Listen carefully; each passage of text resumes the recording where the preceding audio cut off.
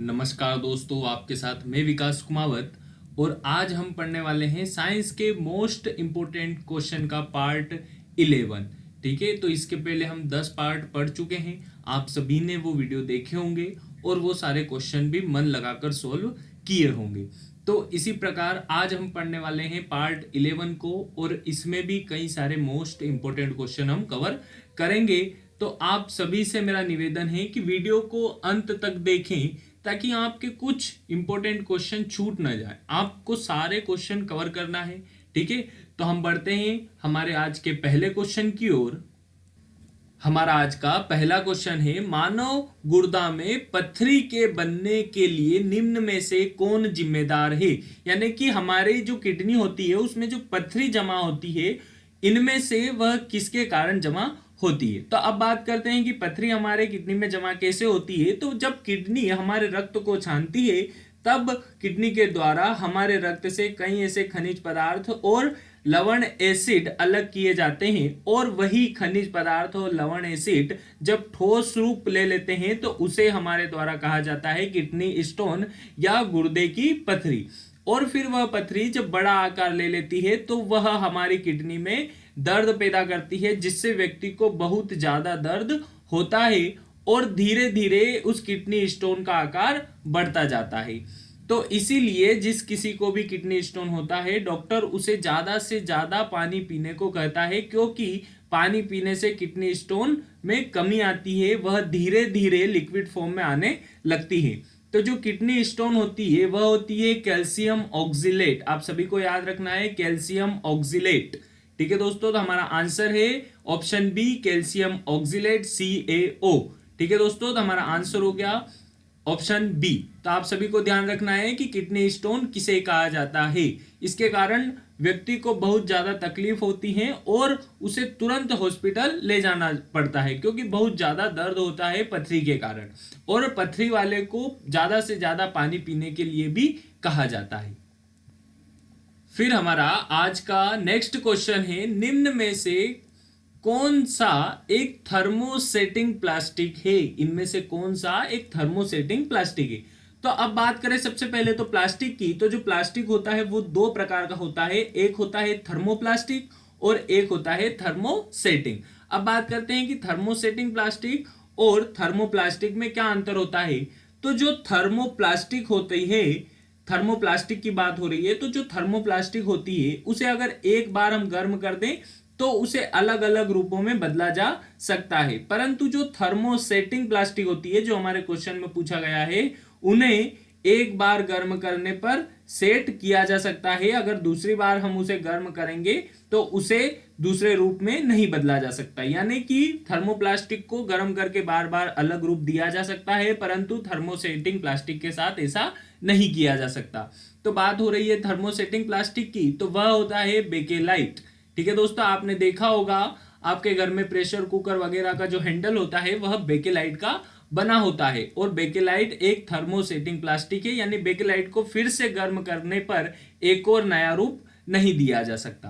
तो हमारा आंसर हो गया ऑप्शन बी, बेकेलाइट।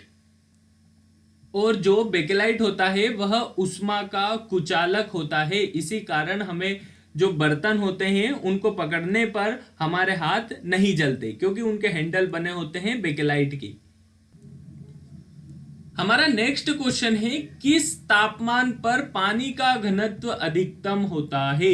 बात हो रही है डेंसिटी ऑफ वाटर की, यानी जो डेंसिटी होती है वाटर की वह कौन से टेम्परेचर पर सबसे ज्यादा होती है। तो अब जो पानी है वह थोड़ा सा बाकी लिक्विड से अलग होता है, 0 से लेकर 4 डिग्री सेल्सियस के बीच में। अब जैसा कि आप सभी को पता होगा कि प्रत्येक लिक्विड को गर्म करने पर वह आयतन में बढ़ता है, परंतु पानी को अगर हम 0 से 4 डिग्री सेल्सियस तक गर्म करते हैं तो वह आयतन में घटता है। आप सभी को यह बात ध्यान में रखना है। यह सिर्फ एकमात्र ऐसा द्रव होता है पानी जिसको 0 से 4 डिग्री सेल्सियस तक गर्म करने पर वह आयतन में घटता है। अब अगर 4 डिग्री सेल्सियस के बाद हम इसे गर्म करते हैं तो बाकी सभी द्रवों की तरह यह भी आयतन में बढ़ता है। तो अगर हम किसी द्रव को 0 से 4 डिग्री सेल्सियस तक पानी को 0 से 4 डिग्री सेल्सियस तक अगर गर्म करेंगे तो उसका आयतन कम होगा। और 4 डिग्री सेल्सियस पर उस पानी का आयतन सबसे कम होगा, क्योंकि 4 डिग्री सेल्सियस के बाद तो आयतन बढ़ेगा, यानी जितना कम होना होगा वह 4 डिग्री सेल्सियस तक कम हो जाएगा। अब फिर बात करें कि घनत्व की, तो आयतन और घनत्व दोनों एक दूसरे के उल्टे होते हैं, क्योंकि घनत्व का फार्मूला होता है द्रव्यमान बटे आयतन, density is equal to mass upon volume. तो अगर आयतन कम है तो घनत्व ज्यादा होगा, और अगर आयतन ज्यादा है तो घनत्व कम होगा। तो इसी प्रकार अगर हम यहां पर देखें कि 4 डिग्री सेल्सियस पर आयतन न्यूनतम है, तो 4 डिग्री सेल्सियस पर घनत्व सबसे ज्यादा होगा, यानी 4 डिग्री सेल्सियस पर पानी का आयतन न्यूनतम होता है और 4 डिग्री सेल्सियस पर ही पानी का घनत्व सबसे अधिकतम होता है। तो हमारा आंसर हो गया ऑप्शन ए, 4 डिग्री सेल्सियस पर पानी का घनत्व सबसे अधिक होता है। और अगर आपसे क्वेश्चन ये भी पूछा जाता है कि पानी का आयतन न्यूनतम किस तापमान पर होता है, तो पानी का आयतन न्यूनतम होता है 4 डिग्री सेल्सियस पर। ठीक है दोस्तों, तो आपसे दोनों प्रकार से क्वेश्चन पूछे जा सकते हैं। हम जब डिटेल में पढ़ेंगे तो मैं और भी कई सारे कॉन्सेप्ट इसके बताऊंगा। ठीक है, और इसी पानी के इसी गुण को पानी का असामान्य प्रसार के नाम से भी जाना जाता है। तो हम जब पढ़ेंगे और डिटेल में पानी का असामान्य प्रसार, तो मैं और भी चीजें आपको बताऊंगा और भी डिटेल में मैं आपको समझाऊंगा। तो अभी के लिए आपको ध्यान में रखना है कि जो पानी का घनत्व होता है वह 4 डिग्री सेल्सियस पर अधिकतम होता है और आयतन 4 डिग्री सेल्सियस पर न्यूनतम होता है। फिर हमारा नेक्स्ट क्वेश्चन है जो कि मोस्ट इंपोर्टेंट क्वेश्चन है और कई बार एग्जाम में पूछा जा चुका है। सबसे आघात वर्धनीय धातु मेलेबल मेटल कौन सी है? अब बात करें आघात वर्धनीय मेलेबल की, तो यानी कि किसको ज्यादा से ज्यादा पीट पीट कर बहुत ज्यादा पतली परत उसकी हम बना सकते हैं, तो ऐसी धातु होती है सोना, गोल्ड ऐसी मेटल होती है जिसको पीटे जाओ और उसकी बहुत पतली एक हम परत बना सकते हैं। बाकी धातुएं ऐसी नहीं होती हैं, पीटने पर वह फट जाती है, परंतु सोने को पीट पीट कर हम बहुत पतली एक पन्नी जैसी इसकी लेयर बना सकते हैं। ठीक है दोस्तों, तो आघात वर्धनीयता का गुण ये होता है। अब फिर बात करें इनमें से सबसे ज्यादा आघात वर्धनीय, तो हमारा आंसर हो गया सोना सबसे ज्यादा आघात वर्धनीय होता है। ठीक है दोस्तों, सोना को लिखा जाता है AU। और दोस्तों मैंने देखा है कि कल कुछ बच्चे कमेंट कर रहे थे लाइव चैट में कि सर थोड़ा सा स्पीड से पढ़ाइए। तो दोस्तों मैं जब पढ़ाता हूं तो इस लक्ष्य से पढ़ाता हूं कि आप एक बार कॉन्सेप्ट को समझ लें। ऐसा नहीं कि फिर बार बार उसे ही पढ़ना, आपको बहुत सारे सब्जेक्ट पढ़ना है, तो आप एक बार कॉन्सेप्ट अच्छे से समझ लें ताकि आपको फिर से उसे बार बार न समझना पड़े। फिर आपको सिर्फ उस कॉन्सेप्ट के लेवल के क्वेश्चन लगाना रहते हैं, फिर आपको वो कॉन्सेप्ट नहीं समझना है। तो इसलिए आराम से ध्यान लगाकर एक बार कॉन्सेप्ट समझ लें। 1 या 2 मिनट ज्यादा लग जाएंगे, परंतु कॉन्सेप्ट हमेशा के लिए याद रह जाएगा। और मेरे वीडियो बहुत छोटे होते हैं, इसलिए वीडियो को पूरा देखें, जल्दबाजी ना करें, क्योंकि आपके पास पर्याप्त समय है और आपकी एग्जाम के पहले आपके सारे डाउट क्लियर करना हमारी जॉब है, हमारा कर्तव्य है। तो वो काम हम अच्छे से करेंगे। बस आप ध्यान से वीडियो को देखें और आंसर देते रहें ताकि आपकी भी प्रैक्टिस और ज्यादा बढ़े। फिर हमारा नेक्स्ट क्वेश्चन है जो कि टमाटर से संबंधित है। तो क्वेश्चन पढ़ते हैं, निम्नलिखित में से क्या टमाटर के लाल रंग का कारण है? तो दोस्तों इनमें से बताना है कि इनमें से किसके कारण टमाटर का लाल रंग होता है। तो दोस्तों मेरा पढ़ाने का मकसद तो आपको पता चल ही गया कि सारी चीजें बताना, तो मैं सभी चीजें आपको डिटेल से बताता हूं। ऐसा नहीं कि बस ऊपर ऊपर से बता दिया, आपको वीडियो देखते समय तो क्वेश्चन का आंसर समझ में आ जाएगा, पर वीडियो बंद होने के बाद आपको कॉन्सेप्ट याद ही ना रहे। तो मैं ऐसे तरीके नहीं है मेरे समझाने के, मैं कुछ अलग समझाता हूं जो आपको हमेशा याद रहे। ठीक है, और बहुत सारी चीजें बताता हूं कि हमको क्या है कि जो रिलेटेड चीजें होती हैं वो ज्यादा याद रह जाती हैं। तो इसीलिए मैं इससे जितने भी या इसके ऑप्शन से जितने भी फैक्ट निकलते हैं मैं सारे आपको समझाता हूं। तो अगर बात करें कि जो टमाटर होता है उसका लाल रंग किस कारण होता है, तो टमाटर का लाल रंग होता है लाइकोपीन के कारण। ठीक है दोस्तों, अब आप बोलेंगे कि सर आपने तो बता दिया टमाटर लाइकोपीन के कारण लाल होते हैं, परंतु हमने तो हरे टमाटर भी देखे हैं। तो मैं उसका भी बताता हूं कि जो हरे टमाटर होते हैं वह क्लोरोफिल के कारण हरे होते हैं, और जब वह पकने लगते हैं तो वह लाइकोपीन के कारण लाल हो जाते हैं। ठीक है दोस्तों, तो हरे टमाटर क्लोरोफिल के कारण हरे रंग के होते हैं और लाल टमाटर लाइकोपीन के कारण लाल रंग के होते हैं। फिर मैंने बताया था जैसा कल केरोटीन के कारण गाजर और कई सारे पौधों का नारंगी रंग होता है। कैप्सिसिन है जो मिर्चियों में पाया जाता है। ये आपको सारी बातें ध्यान में रखना है। हमारा नेक्स्ट क्वेश्चन है हीमोफीलिया किसके कारण होता है। तो अब सबसे पहले बात करते हैं हीमोफीलिया बीमारी की। तो हीमोफीलिया बीमारी में यह होता है कि जब कोई व्यक्ति जिसको हीमोफीलिया है उसको अगर चोट लगती है तो उसके खून जो है वह लगातार बहता रहता है। उसका खून का थक्का नहीं बनता है, उसका रक्त का थक्का नहीं बनता है और ब्लड लगातार निकलता रहता है, और इसी बीमारी को कहा जाता है हीमोफीलिया। हीमोफीलिया बीमारी में रक्त का थक्का नहीं बनता है, और हीमोफीलिया बीमारी जो होती है वह एक वंशानुगत बीमारी होती है, यानी पीढ़ी दर पीढ़ी चलने वाली बीमारी होती है। तो हमारा आंसर हो गया हीमोफीलिया एक वंशानुगत, 2 से ऑप्शन डी। ठीक है दोस्तों, तो ध्यान रखना हीमोफीलिया में रक्त का थक्का नहीं बनता है और यह एक वंशानुगत बीमारी होती है। अब फिर बात करें कि रक्त का थक्का जमने में कौन सा प्रोटीन सहायक होता है। तो मैंने बता रखा है फाइब्रिनोजन, जो प्लाज्मा में पाया जाने वाला प्रोटीन होता है वह रक्त का थक्का जमने में सहायक होता है। फाइब्रिनोजन के कारण हमारे रक्त का थक्का जमता है। आप सभी को ये ध्यान से पढ़ना है। मैंने पिछले वीडियो में भी इसके बारे में डिटेल से बताया है, और मैंने बताया है कि हिप्पेरिन नामक एक प्रोटीन होता है जो हमारे शरीर में रक्त को जमने से रोकता है। मैंने 2 बातें बताई थी। जो हिप्पेरिन होता है वह रक्त हमारे शरीर के अंदर रक्त को नहीं जमने देता है, और जो फाइब्रिनोजन होता है वह हमारे शरीर से जब ब्लड निकलता है तो वहां पर रक्त का थक्का बना देता है। तो इस प्रकार आपको ये बातें ध्यान में रखना है। फिर हमारा नेक्स्ट क्वेश्चन है ट्यूमर का पता लगाने के लिए उपयोग किए जाने वाला रेडियो आइसोटोप कौन सा है। तो अब सबसे पहले बात करें ट्यूमर यानी कैंसर की। तो कैंसर का पता लगाने के लिए इनमें से किसका उपयोग किया जाता है। तो अब आप सबने आंसर दे दिया होगा ऑप्शन बी। बिल्कुल आपने ऑप्शन बी ही आंसर दिया होगा, क्योंकि आप सभी को पता है ट्यूमर का इलाज किया जाता है कोबाल्ट से। परंतु क्वेश्चन में और कुछ पूछा गया है, आप क्वेश्चन को ध्यान से पढ़ें। क्वेश्चन में बोला गया है कि ट्यूमर का पता लगाने के लिए किस रेडियो एक्टिव आइसोटोप का प्रयोग किया जाता है। तो वह आइसोटोप होता है आर्सेनिक 74।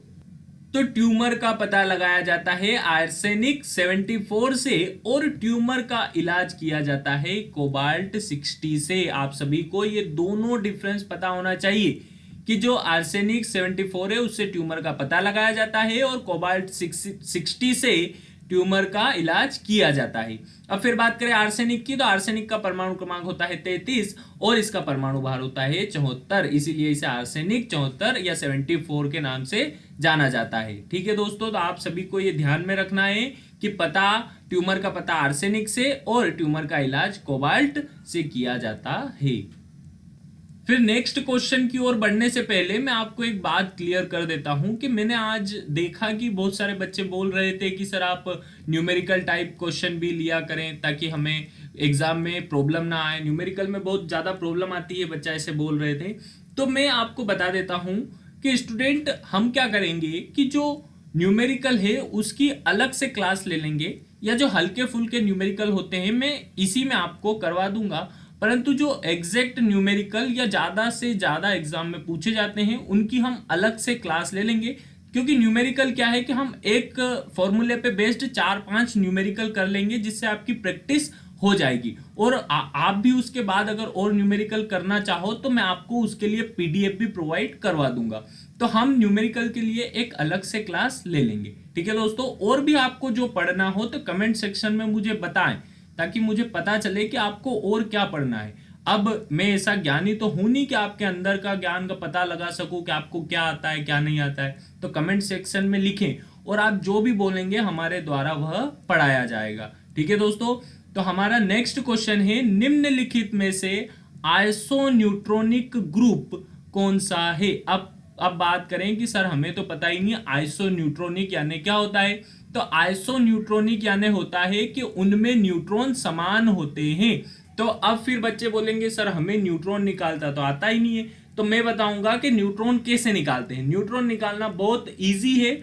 आप परमाणु भार में से परमाणु क्रमांक, एटॉमिक मास में से एटॉमिक नंबर को माइनस कर दो तो आपको न्यूट्रॉनों की संख्या मिल जाएगी। तो अब हम इनमें से पता करते हैं कि कौन सब न्यूट्रॉनिक है। अब सबसे पहले ऑप्शन ए की बात करते हैं। तो ऑप्शन ए में पहले है कार्बन। अब कार्बन का परमाणु भार है 12 और परमाणु क्रमांक है 6। तो 12 में से 6 को माइनस किया तो न्यूट्रॉन मिले हमें 6। फिर नाइट्रोजन की बात करें तो नाइट्रोजन का परमाणु भार 14 और परमाणु क्रमांक है 7। तो 14 में से 7 को माइनस किए तो हमें मिला 7। मतलब यहाँ 6 और यहाँ 7, मतलब ये तो आइसोन्यूट्रॉनिक हो ही नहीं सकते। फिर बात करें ऑप्शन बी की, तो ऑप्शन बी में 12 में से 6 को माइनस किया तो हमारे न्यूट्रॉन आ गए 6। फिर यहाँ पर 14 में से 7 को माइनस किया तो यहाँ भी आ गए 7, मतलब यह भी आइसोन्यूट्रॉनिक नहीं है। फिर बात करें 14 में से 6 को माइनस किया तो यहाँ मिले हमें 8, और यहाँ पर बात करें 14 में से 7 को माइनस किया तो यहाँ पर मिले हमें 7 न्यूट्रॉन, मतलब यहाँ 8 और यहाँ 7, मतलब यह भी आइसोन्यूट्रॉनिक नहीं है। फिर बात करते हैं ऑप्शन डी की। तो यहाँ पर हमने 14 में से 6 को माइनस किया तो हमें मिले 8 न्यूट्रॉन। फिर हमने 15 में से 7 को माइनस किया तो हमें मिले 8 न्यूट्रॉन, और फिर हमने 16 में से 8 को माइनस किया तो हमें मिले 8 न्यूट्रॉन। मतलब हमारा ऑप्शन डी जो है वह आइसोन्यूट्रॉनिक का ग्रुप है। तो हमारा आंसर हो गया ऑप्शन डी। तो आप सभी को समझ में आ गया होगा कि न्यूट्रॉनों की संख्या कैसे निकालते हैं और आइसोन्यूट्रॉनिक किसे कहा जाता है। परमाणु भार में से परमाणु क्रमांक को अगर माइनस करेंगे तो हमें मिलेगी न्यूट्रॉनों की संख्या, और जिसके भी न्यूट्रॉन समान होते हैं उन्हें कहा जाता है आइसोन्यूट्रॉनिक। ठीक है दोस्तों, बढ़ते हैं हमारे नेक्स्ट क्वेश्चन की ओर। फिर हमारा नेक्स्ट क्वेश्चन है, निम्नलिखित में से जो मिश्र धातु नहीं है उसे चुनिए। मतलब इनमें से कौन सी मिश्र धातु नहीं है। तो अब बात करते हैं सबसे पहले तो मिश्र धातु किसे कहते हैं। तो मिश्र धातु कहा जाता है कि किन्हीं भी 2 या 2 से अधिक धातुओं को मिलाकर अगर कोई धातु बनाई जाती है तो उसे मिश्र धातु कहा जाता है। तो अब हम बात करते हैं कि इनमें से कौन सी एक मिश्र धातु नहीं है। तो तांबा जो है वह एक मिश्र धातु नहीं होती है। तांबा अपने आप में एक धातु होती है जिसे मिश्र धातु हम नहीं कहते। अब फिर बात करें कि पीतल, तो पीतल एक मिश्र धातु होती है जिसमें तांबा और जस्ता मिला होता है। लगभग तांबा 75% और जस्ता लगभग 25% होता है। फिर बात करें कांसा की, तो कांसा में तांबा 75% और 25% टीन होता है। तो जो तांबा होता है वह एक अपने आप में धातु है, यह मिश्र धातु नहीं होती है। और तांबा एक ऐसी धातु है जो मनुष्य द्वारा सबसे पहले प्रयोग में लाई गई धातु है। तो आप सभी को एक ये जीके का कॉन्सेप्ट भी ध्यान में रखना है कि मनुष्य द्वारा सबसे पहले कौन सी धातु प्रयोग में लाई गई, तो वह है तांबा। मिनीमाटा रोग निम्न में से किस धातु के विषाक्त मात्रा के कारण होता है। इसे मिनीमाता रोग भी कहा जाता है। ठीक है दोस्तों, तो मिनीमाता रोग होता है पानी में पारे की अधिकतम मात्रा के कारण यह रोग हो जाता है। और यह रोग उनको सबसे ज्यादा होता है जो उस पानी में रहने वाली मछली को खाते हैं जिस पानी में पारे की अधिकांश मात्रा या अधिकतर मात्रा मौजूद होती है। उन लोगों को सबसे ज्यादा मिनीमाटा रोग होता है। अब इस रोग के कारण कई सारे रोग होते हैं, जैसे कि बात करें पक्षाघात, पैरालिसिस, फिर बात करें कोमा, ये आदि बड़े बड़े रोग इस मिनीमाटा रोग के अंतर्गत आते हैं और इसमें व्यक्ति की मृत्यु भी हो जाती है। तो पारा जो है वह हमारे शरीर के लिए काफी हानिकारक एक धातु होती है और यह एकमात्र ऐसी धातु है जो तरल अवस्था में पाई जाती है। ठीक है दोस्तों, तो मिनीमाता रोग होता है पानी में पारे की अधिकतम मात्रा के कारण। ठीक है दोस्तों, बढ़ते हैं हमारे नेक्स्ट क्वेश्चन की ओर। फिर हमारा नेक्स्ट क्वेश्चन है, दूध में पाया जाने वाला मुख्य प्रोटीन है। तो दूध में पाया जाने वाला प्रोटीन आप सभी को पता होगा, या जिसको नहीं पता है वो ध्यान से समझ ले। दूध में पाया जाने वाला प्रोटीन होता है केसिन प्रोटीन।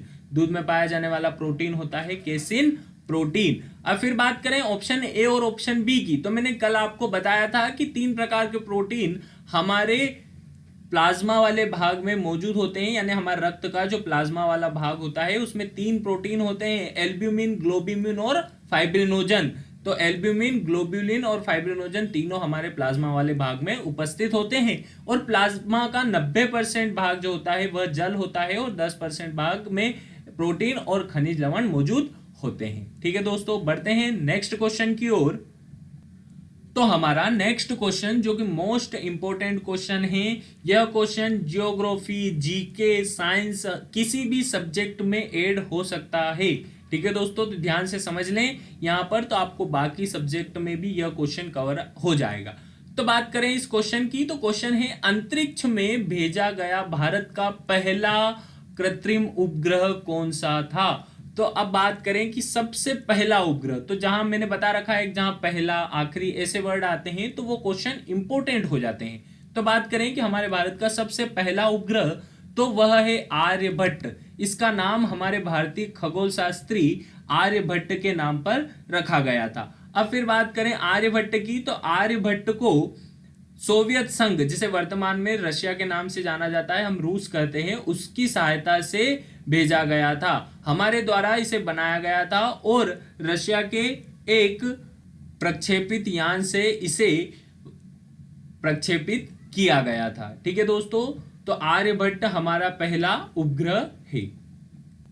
फिर हमारा नेक्स्ट क्वेश्चन है, शरीर का तापमान किसके द्वारा नियंत्रित किया जाता है, यानी जो हमारे शरीर का तापमान है वह इनमें से किसके द्वारा नियंत्रित किया जाता है। तो हमारे शरीर का जो तापमान है वह हाइपोथैलेमस के द्वारा नियंत्रित किया जाता है। तो बात करें हाइपोथैलेमस क्या होता है, तो हाइपोथैलेमस हमारे अग्र मस्तिष्क का एक भाग होता है। मैंने जैसे कि आपको पिछले वीडियो में भी इसके बारे में बताया था, हमारे अग्र मस्तिष्क के 3 भाग होते हैं, थैलेमस, हाइपोथैलेमस और सेरेब्रम।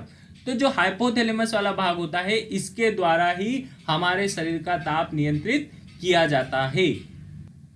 और फिर जैसा कि मैंने आपको बता रखा है, जो पिट्यूटरी ग्लैंड होती है इसे मास्टर ग्रंथि के नाम से भी जाना जाता है, क्योंकि यह बाकी सभी ग्रंथियों के निकलने वाले हार्मोन पर नियंत्रण रखती है, इसीलिए इसे मास्टर ग्रंथि, और इसका एक और नाम होता है पीयूष ग्रंथि। फिर बात करें थायराइड ग्रंथि की, तो थायराइड ग्रंथि से एक हार्मोन निकलता है जिसका नाम होता है थायरोक्सिन, और थायरोक्सिन हार्मोन में आयोडीन की मात्रा होती है। फिर हमारा नेक्स्ट क्वेश्चन है, वह पदार्थ जो प्राकृतिक रबर यानी जो नेचुरल रबर होता है उसको मजबूत और अधिक उछलने वाली बनाने के लिए उसमें क्या जोड़ा जाता है, यानी कि प्राकृतिक रबर को और मजबूत बनाने के लिए उसमें और किसको ऐड किया जाता है। तो प्राकृतिक रबर में सल्फर मिलाया जाता है। सल्फर का बात करें, सल्फर का परमाणु क्रमांक होता है 16 और इसका परमाणु भार होता है 32। तो प्राकृतिक रबर में मिलाया जाता है सल्फर। ठीक है दोस्तों, और इसी के द्वारा प्राकृतिक रबर को और भी उपयोगी बनाया जा सकता है। फिर हमारा नेक्स्ट क्वेश्चन है कि शब्द विटामिन किसके द्वारा दिया गया, या क्वेश्चन इस प्रकार भी पूछा जा सकता है कि विटामिन की खोज किस वैज्ञानिक के द्वारा की गई। इनकी खोज की गई थी फंक के द्वारा। तो विटामिन की खोज किसके द्वारा की गई, फंक के द्वारा विटामिन की खोज की गई थी।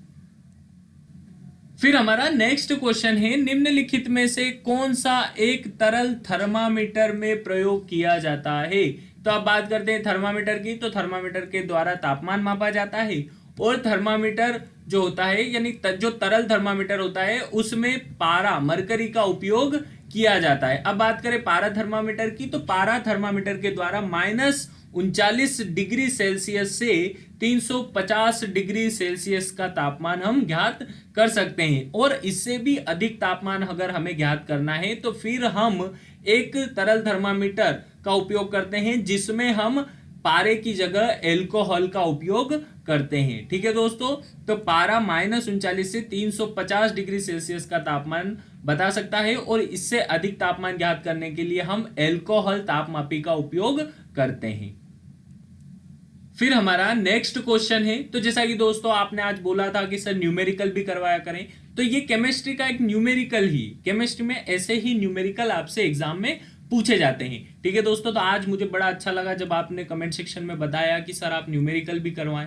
तो आप ऐसे ज़्यादा से ज़्यादा फैकल्टी से कुछ पूछें और उन्हें बताएं कि सर हमें ये पढ़ाएं, हमें ये पढ़ाएं, तो हमें ज़्यादा अच्छा लगेगा। ठीक है, तो आप कमेंट कर कर बताएं। कमेंट सेक्शन इसीलिए होता है कि आपको अगर वीडियो अच्छा लगा हो तो वीडियो को अच्छा बताएं, और जो भी कमी हो, जो भी आप पढ़ना चाहते हैं, वो सारी बातें कमेंट सेक्शन में लिखें।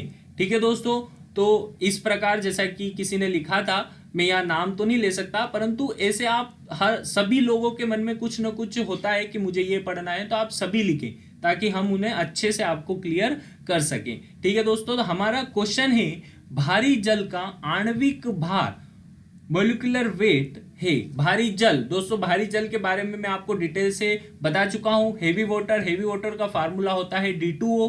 और बात करें फिर D2O का आणविक भार की, तो D2O का आणविक भार निकालना है तो हमें सबसे पहले ये D और O का आणविक भार पता होना चाहिए, यानी कि इनका परमाणु भार हमें पता होना चाहिए। तो ये जो D है इसे ड्यूटेरियम कहा जाता है, जैसा कि मैंने आपको बताया था ड्यूटेरियम हाइड्रोजन का एक समस्थानिक होता है। तो ड्यूटेरियम का परमाणु भार होता है 2, और ड्यूटेरियम यहाँ पर कितनी बार है, 2 बार, तो 2 × 2, तो ड्यूटेरियम का परमाणु भार यहाँ पर कितना हो गया, 4। फिर बात करें ऑक्सीजन की, तो ऑक्सीजन का परमाणु भार होता है 16, तो ड्यूटेरियम का 4 और ऑक्सीजन का 16, तो इन दोनों को मिलाकर बनता है भारी जल का आणविक भार। तो इसका 4 और इसका 16, तो बना कितना, 20। तो भारी जल का आणविक भार हो गया 20, तो हमारा आंसर है 20। दोस्तों आप सभी को समझ में आ गया होगा, मैं एक बार और समझा देता हूं। ड्यूटेरियम का परमाणु भार होता है 2, और ड्यूटेरियम यहाँ 2 बार है, इसलिए इसका कितना हो गया, 4। फिर बात करें ऑक्सीजन की, तो ऑक्सीजन का परमाणु क्रमांक 8 होता है और परमाणु भार 16 होता है। तो अगर इसका परमाणु भार और ऑक्सीजन का परमाणु भार दोनों जोड़ें तो इसका 4 और इसका 16, तो टोटल भारी जल का आणविक भार हो गया 20। तो हमारा आंसर हो गया ऑप्शन बी 20। फिर हमारा नेक्स्ट क्वेश्चन है जल में घुलनशील विटामिन है। अब फिर बात करते हैं कि ऐसा कौन सा विटामिन है जो जल में घुल जाता है। तो ऐसे विटामिन होते हैं 2, एक होता है विटामिन बी और एक होता है विटामिन सी। ये दोनों विटामिन जल में घुल सकते हैं, तो हमारे ऑप्शन में है विटामिन सी। विटामिन सी जल में घुलनशील होता है। और बात करें vitamin A, vitamin D, vitamin E और विटामिन के की, तो ये जो होते हैं ये चारों विटामिन वसा में घुलनशील होते हैं, और विटामिन बी और विटामिन सी जल में घुलनशील होते हैं। तो आपको ये ध्यान में रखना है कि बी और सी जल में घुलनशील होते हैं, और ए, डी, ई, के ये विटामिन वसा में घुलनशील होते हैं। फिर दोस्तों हमारा नेक्स्ट क्वेश्चन है जो कि मोस्ट इंपोर्टेंट क्वेश्चन है, कई बार एग्जाम में पूछा जा चुका है, और बच्चे बोलते हैं कि सर ये तो बहुत टफ क्वेश्चन है, परंतु बिल्कुल भी टफ नहीं है। एक छोटे से फॉर्मूले से इस क्वेश्चन का आंसर आता है। तो हम पढ़ते हैं क्वेश्चन, वस्तु की गति और संवेग के अनुपात से किस भौतिक मात्रा का प्रतिनिधित्व किया जाता है। तो क्वेश्चन में पूछा जा रहा है कि वस्तु की गति और संवेग के अनुपात को क्या कहा जाता है। तो दोस्तों बात आ गई संवेग की, तो हमें सबसे पहले संवेग के बारे में पता होना चाहिए।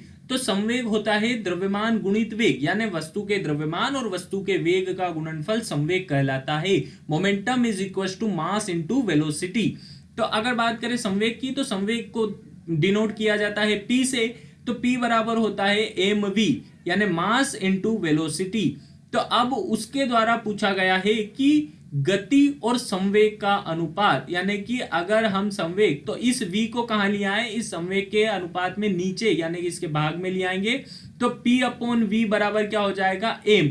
तो संवेग, गति और संवेग के अनुपात का प्रतिनिधित्व कौन करेगा, फिर द्रव्यमान। तो हमारा आंसर हो जाएगा ऑप्शन सी, द्रव्यमान। बहुत इजी क्वेश्चन है दोस्तों, आप सभी को ध्यान में रखना है। संवेग बराबर होता है द्रव्यमान गुणित वेग, momentum is equal to mass into velocity. आप सभी को ये ध्यान में रखना है। फिर बात करें संवेग की इकाई की, तो संवेग की इकाई हो जाएगी द्रव्यमान की किलोग्राम, और वेलोसिटी की होती है मीटर प्रति सेकेंड। तो संवेग की इकाई हो जाएगी किलोग्राम मीटर प्रति सेकेंड। ठीक है दोस्तों, तो आपको ये भी ध्यान में रखना है।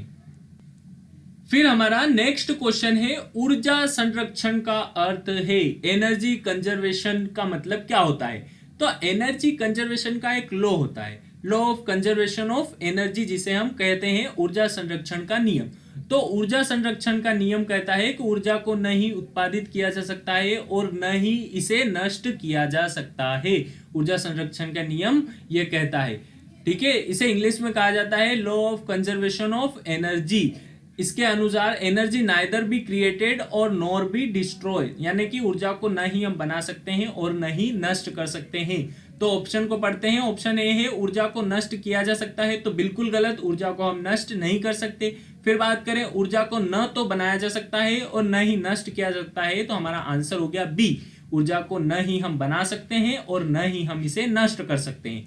तो आपको अब सुनने में अजीब लग रहा होगा कि सर अगर मैं पढ़ा रहा हूं, मान लो मैं पढ़ा रहा हूं, तो मेरी एनर्जी तो वेस्ट हो रही है, तो मैंने तो ऊर्जा को नष्ट कर दिया। परंतु ऐसा नहीं है, मेरी ऊर्जा नष्ट हो रही है, परंतु इस यूनिवर्स यानी पूरे ब्रह्मांड की ऊर्जा नष्ट नहीं हो रही है। मेरे द्वारा दी गई एनर्जी भी अभी इस ब्रह्मांड में ही है, यानी कि पूरे ब्रह्मांड की ऊर्जा सदैव नियत रहती है, कभी भी हम इसे कम या ज्यादा नहीं कर सकते। ठीक है दोस्तों, हम बस इसे एक रूप से दूसरे रूप में परिवर्तित कर सकते हैं। तो ऊर्जा संरक्षण का नियम यही कहता है कि ऊर्जा को न ही बनाया जा सकता है और न ही नष्ट किया जा सकता है, इसे केवल एक रूप से दूसरे रूप में परिवर्तित किया जा सकता है। एनर्जी नाइदर बी क्रिएटेड और nor be destroy, only change to one form to another.